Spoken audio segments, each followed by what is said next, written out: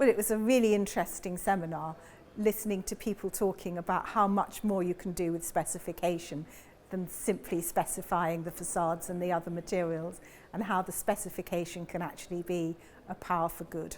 I was really interested in the idea that, for instance, you really need to source your stone locally, but it's perfectly okay to send your glass to be coated in Sweden. And I think also just the fact that there's so much complexity in choosing materials, that materials, even ones that look as if they're environmentally great, will still have resins and glues in them. And the fact that people are actually coming up with metrics so that you can make the decision between which one is best for your particular project. It may not be best on another project, but it will be best for this one. Well, I think the fact that people are getting live information from their buildings is fascinating.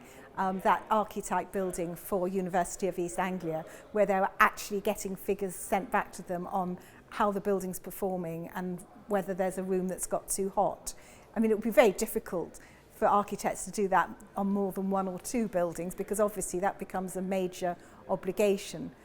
But it is so important that the design of previous buildings is feeding into the next generation, and you can only do that if you've actually got the figures and you can measure things. Well, we all know that we should be reusing the buildings that we have already, but where we need to design new buildings, we need to design them to be not only flexible, the whole long life loose fit idea, but that we need to design the elements to be reusable, even if it's something as simple as not gluing down the carpet tiles.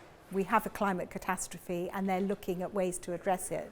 But what I thought was really good about that is that they're producing solutions. They're not just saying the government should be doing something about this, somebody should be doing something. They're saying, as architects, as designers, this is what we can do, this is how we're going to address it, and they're identifying the most important points, and they're doing it in a measurable way.